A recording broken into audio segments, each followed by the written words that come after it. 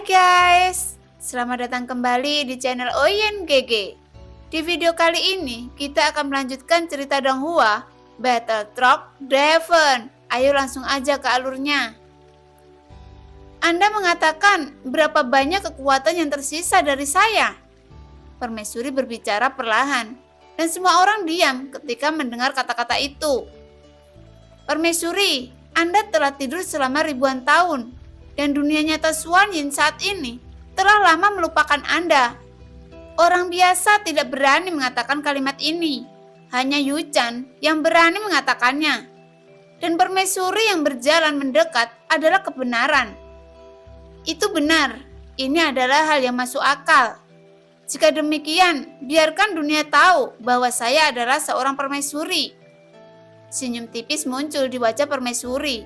Tetapi pada saat yang sama, semua orang merasakannya.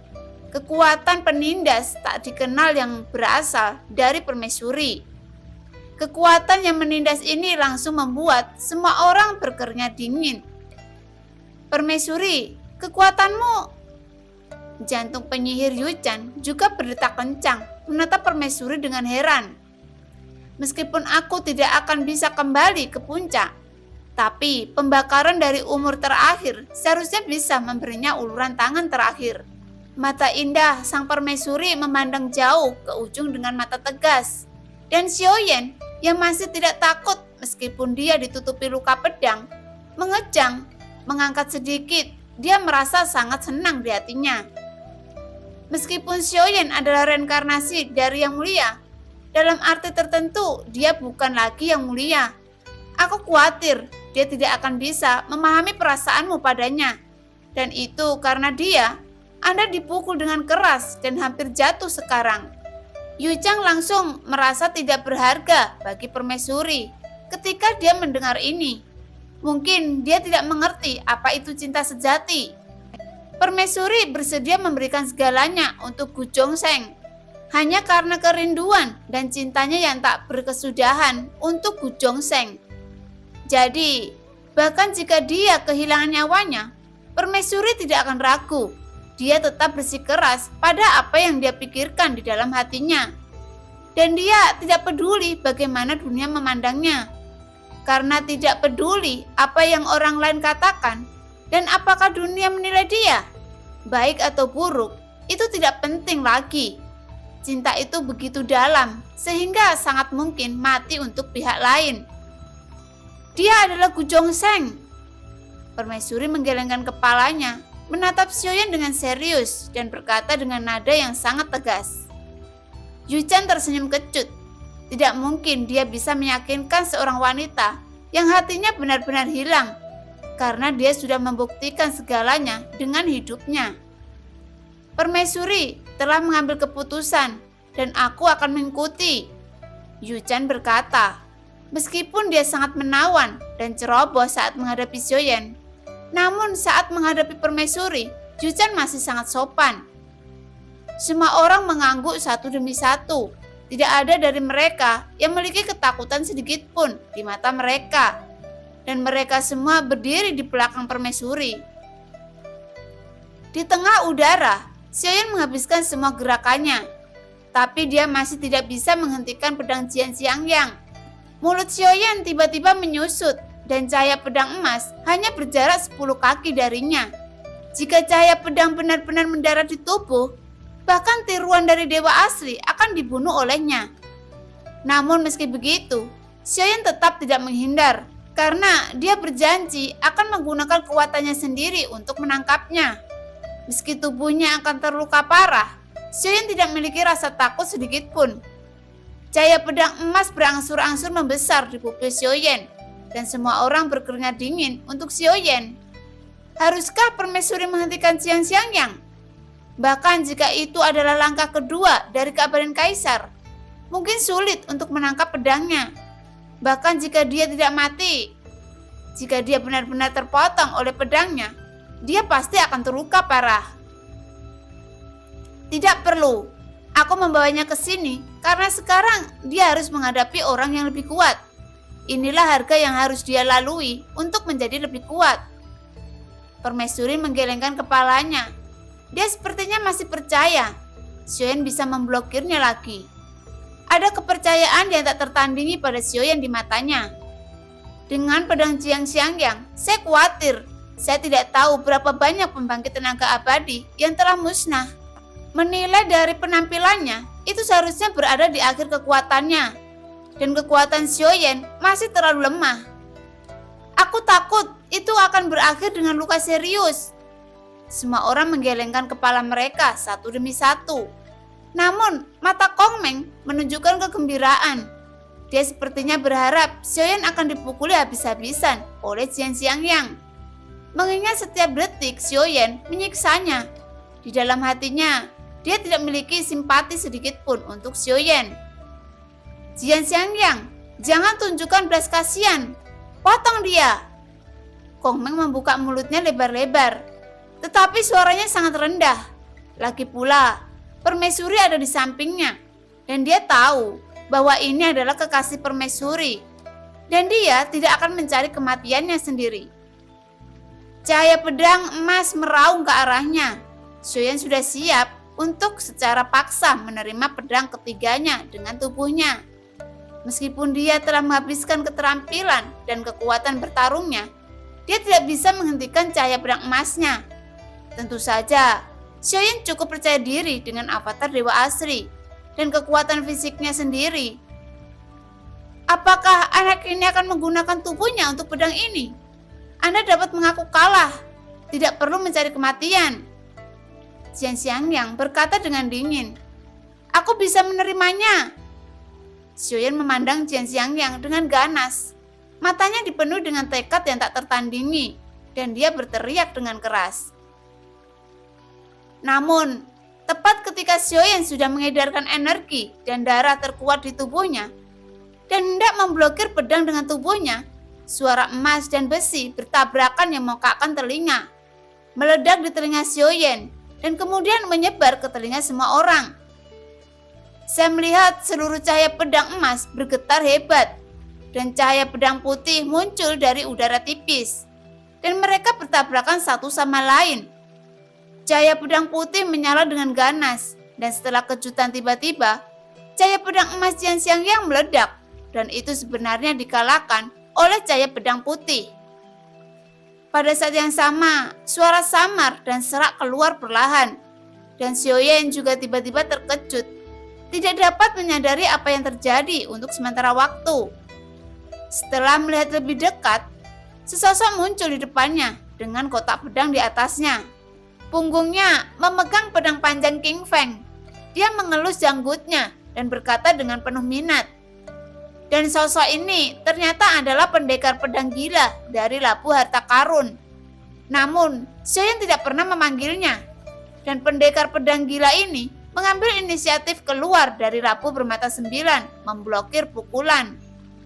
Saat pendekar pedang gila itu muncul, ekspresi acuh tak acuh Jiang Xiangyang tiba-tiba berubah.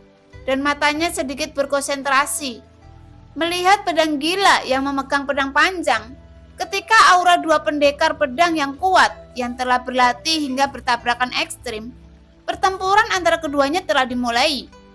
Xiaoyan mendesis dingin, dan ekspresi penasaran muncul di wajahnya. Pendekar pedang gila itu juga ahli pedang. Itu sebabnya Xiaoyan juga sangat penasaran dengan pedang siapa yang lebih kuat. Pendekar pedang gila atau Jiang Xiangyang. Namun, kalimat berikutnya dari pendekar pedang gila sepertinya menjelaskan masalah ini. Jika kamu bisa menangkap ketiga pedangku, aku akan mengajarimu cara menggunakan pedang. Bagaimana? Pendekar pedang gila itu tersenyum sedikit dan memandang Jiang Xiangyang. Niat pedang yang kuat menyelimuti pendekar pedang gila itu. Meskipun Xiaoyan tidak mengerti arti pedang itu, dia bisa mengetahui kekuatan kedua belah pihak. Dan Jiang Xiangyang tampak serius dan segera menangkupkan tinjunya ke arah pendekar pedang gila itu. Niat pedang yang sangat kuat. Jiang Xiangyang mengolah pedang dewa surgawi dan astral pedang. Jadi aku akan berterima kasih kepada senior karena telah mengajariku. Seluruh situasi pertempuran segera berubah drastis lagi. Melihat itu, Xiaoyan tersenyum masam. Tapi Xiaoyan mengerti bahwa jika pendekar pedang gila itu tidak memblokir pedang tadi, bahkan jika dia tidak mati, dia akan menderita luka yang sangat serius. Alasan mengapa pendekar pedang gila itu bergerak mungkin karena dia merasa bahwa Xiaoyan tidak akan bisa menangkapnya sama sekali. Faktanya, pada saat cahaya pedang mendekat, Xiaoyan benar-benar merasakan krisis hidup dan mati yang kuat. Jika pendekar pedang gila itu tidak muncul, dia akan terluka parah. Dan Xiaoyan juga sangat terkejut. Dia pernah bertarung melawan Jiang Xiangyang sebelumnya. Tetapi dia tidak menyangka bahwa Jiang Xiangyang begitu kuat, sehingga Xiaoyan tidak dapat menebak kekuatan sebenarnya dari Jiang Xiangyang. Di udara, pendekar pedang gila itu perlahan mengangkat tangannya, menutupi matanya dengan kain putih, menghadap permaisuri dan mengarahkan pedang panjang di tangannya ke arah mereka. Kumpulan pedang surgawi, Anda tidak layak untuk mendapatkan gelar Dewa Pedang. Jika Anda dapat mengambil 3 pedang saya dapat menunjukkan kepada Anda apa kumpulan Dewa Pedang surgawi yang sebenarnya. Pendekar pedang gila itu berkata perlahan. Kata-katanya mendominasi, tetapi tampaknya arahnya sedikit lebih buruk. Senior, arahnya salah, kata Xiaoyan, buru-buru dengan suara rendah. Oh, maafkan saya, karena saya buta. Pendekar pedang gila itu menggaruk kepalanya dan tertawa 2 kali, lalu berbalik dan mengarahkan pedangnya ke Jiang Xiangyang. Ini benar-benar buta, gumam Xiaoyan dengan senyum asam, memanggil. Pendekar pedang gila itu mengguncang pedang panjang di tangannya, dan gerombolan pedang putih melonjak dari langit. Seluruh kekosongan terbelah menjadi 2 bagian seketika, seperti danau. Jiang Xiangyang juga terkejut, dan pedang panjang di belakangnya tiba-tiba terhunus setelah suara yang tajam. Dan kemudian sosoknya mengikuti pedang panjang itu dan menyapu, meraih pedang tajam yang terhunus, dan kemudian tiba-tiba menebas. Kumpulan pedang emas juga memiliki aura yang kuat dan bergegas keluar dengan desisan. Kedua kumpulan pedang bertabrakan dengan keras. Duar! Cahaya pedang bergetar dan seluruh kekosongan bergetar. Pada saat ini, kumpulan pedang emas Jiang Xiangyang yang tampaknya sangat kuat runtuh seketika setelah mereka berdua bertabrakan dengan keras. Cahaya pedang putih meraung, langsung menembus Jiang Xiangyang, dan seluruh cahaya pedang menembus tubuh. Dan saat berikutnya, darah menyembur keluar. Jiang Xiangyang memuntahkan seteguk darah, dan pedang panjang di tangannya patah menjadi 2 dengan keras. Berdasarkan itu, beraninya kamu menyebut dirimu kumpulan Dewa Pedang? Kata pendekar pedang gila itu dengan datar. Wajah Jiang Xiangyang sangat pucat, dan kerusakan fisiknya belum final. Pedang ini benar-benar memotong jantung pedangnya. Pendekar pedang gila itu memindahkan telapak tangannya, dan pedang panjang di tangannya terbang kembali ke kotak pedang secara otomatis. Kemudian dia menoleh. Ekspresinya yang acuh tak acuh tiba-tiba berubah menjadi senyum main-main. Nak, apakah kamu puas? Pendekar pedang gila itu tersenyum. Xiaoyan sedikit terkejut. Untuk waktu yang lama, pendekar pedang gila itu membelanya. Terima kasih senior. Saya berinisiatif untuk meminta saran darinya. Xiaoyan tersenyum masam. Dialah yang meminta saran Jiang Xiangyang. Pendekar pedang gila muncul. Dia langsung melukai Jiang Xiangyang. Xiaoyan telah menjadi pendosa. Jika dia memiliki pemahaman, pedangku cukup untuk dia mengerti selama 1000 tahun.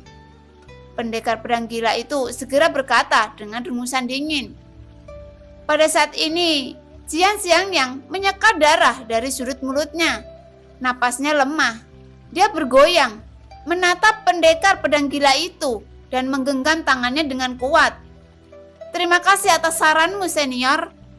Jelas dia dipukuli oleh pendekar pedang gila.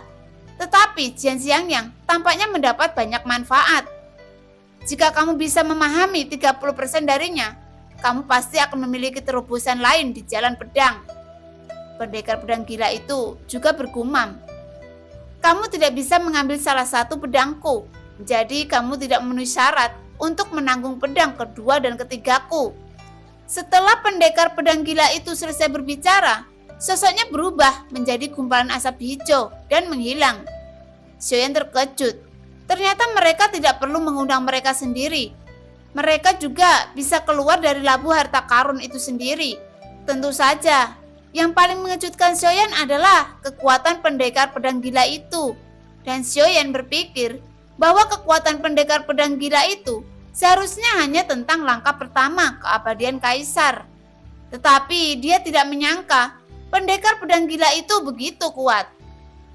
Menilai dari gerakan pendekar gila dan Xianxiangyang, kekuatan pendekar pedang gila itu bahkan mungkin tidak melebihi langkah kedua dari keabadian kaisar. Adapun kekuatan spesifiknya, Xiaoyan tidak bisa menebaknya. Jika aku mengetahuinya lebih awal, aku seharusnya meminta pendekar pedang gila untuk membunuh beberapa raja roh di rumah surgawi. Mungkin aku bisa membunuh 2. Xiaoyan tersenyum kecut. Dia berpikir bahwa labu harta karun tidak cukup kuat untuk bertarung melawan 10 raja roh. Dan Xiaoyan yang meremehkan kekuatan mereka. Xiaoyan perlahan datang ke Xianxiangyang, menggenggam tangan dan tinjunya dengan wajah minta maaf. Senior, aku benar-benar minta maaf. Saya membiarkan dia mengambil tindakan. Bekas luka pedang di dada Xianxiangyang perlahan sembuh, tetapi belum sepenuhnya sembuh, tetapi meninggalkan bekas luka pedang yang jelas di dadanya. Saya telah terdiam selama 10.000 tahun. Pedang ini sangat bermanfaat bagiku. Aku juga harus berterima kasih kepada senior tadi. Xianxiangyang berkata perlahan, menunjukkan bahwa Xiaoyan tidak perlu meminta maaf. Itu sangat membantu ke Xianxiangyang. Kekuatan fisikmu hampir tidak bisa menandingi langkah kedua dari keabadian kaisar. Tetapi, jika kamu menghadapi langkah kedua yang lebih kuat dari keabadian kaisar, kamu masih sedikit mampu, kata Xianxiangyang. Ketika dia melihat Xiaoyan, matanya tetap sama. Bukannya dia meremehkan Xiaoyan, tapi sepertinya dia selalu memiliki karakter dan ekspresi seperti ini. Terima kasih atas saranmu, senior. Masih banyak ruang untuk meningkatkan kekuatan fisik. Xiaoyan mengepalkan tinjunya dan mengangguk. Tubuh abadi itu, apakah itu tubuh aslimu atau klonmu? Bahkan Xianxiangyang tidak tahu yang mana tubuh asli Xiaoyan. Tubuh abadi ini adalah avatarku, jawab Xiaoyan. Xianxiangyang juga memandang Xiaoyan dengan heran. Situasi seperti ini jarang terjadi. Avatar lebih kuat dari dewa. Dan lebih dari 1,5 bintang lebih kuat. Aku benar-benar ingin tahu tentang bagaimana kamu mendapatkan tubuh abadi yang kuat ini. Sepertinya masih banyak ruang untuk perbaikan, kata Xianxiangyang perlahan, lalu melihat tubuh asli Xiaoyan. Adapun tubuh utama Anda, kultivasi sumber Qi masih jauh di belakang. Ada banyak peluang dan keberuntungan di dunia nyata Xuanyin. Jika Anda ingin meningkatkan latar belakang Qi sumber, ada beberapa tempat di mana Anda dapat mencobanya. Xianxiangyang, dia melanjutkan.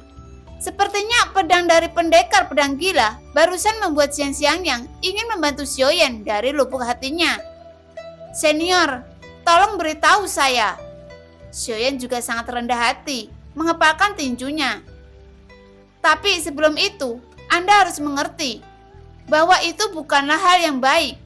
Jika avatar terlalu kuat dari dewa, jika Anda benar-benar ingin dewa menjadi lebih kuat, Anda tidak bisa terlalu mengandalkan avatar abadimu. Jika tidak, Anda tidak bisa menerobos keabadian. Xianxiangyang memandang Xiaoyan dan berkata dengan serius.